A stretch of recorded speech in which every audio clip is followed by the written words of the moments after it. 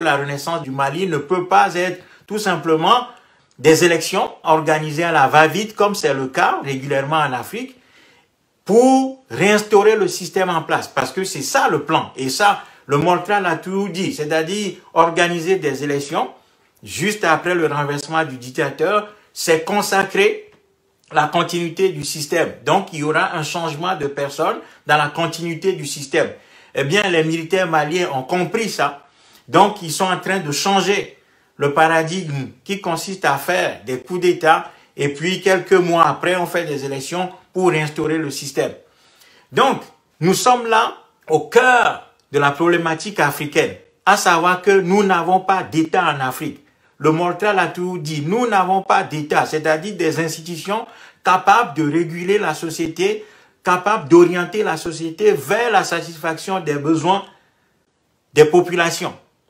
Eh bien, ce que la CEDEAO a trouvé de mieux à faire, c'est d'empêcher l'un des esclaves de pouvoir s'affranchir.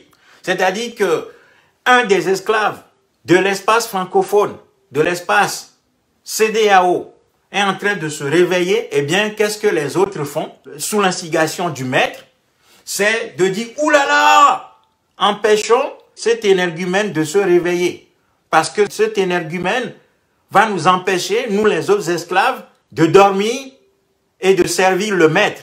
Donc, un des esclaves se réveille, eh bien, tous les autres esclaves, sous l'instigation du maître, avec l'appui du maître, avec le conseil du maître, sous les ordres du maître, ont décidé de ramener l'esclave qui se réveille dans le sommeil collectif. Ils ne veulent pas qu'un des esclaves se réveille.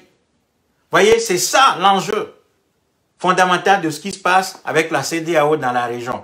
Donc, ces dictateurs africains qui sont placés au pouvoir par la France, armés par la France, nourris par la France, avec ses amis européens, ont décidé de continuer à servir les intérêts du maître au détriment des Africains. Parce qu'un des pays africains, un des esclaves est en train de se réveiller, eh bien, il faut se mobiliser tous les moyens pour l'empêcher de se réveiller. C'est pour ça que le Moltral toujours dit que tant que l'État africain garde barrière, instrument fondamental de l'esclavage et de la colonisation de l'Afrique, tant que l'État africain, enclos-colonial, sera maintenu, eh bien les Africains n'iront nulle part. La pauvreté va continuer à croître en Afrique, malgré les immenses richesses que nous avons, parce que nous n'avons pas les institutions autonomes capables de pouvoir orienter la société véritablement vers ses besoins fondamentaux. Donc, ce qu'on voit là, dans l'espace CEDEAO, qui est un champ d'esclaves, c'est exactement ce que nous disons depuis des années.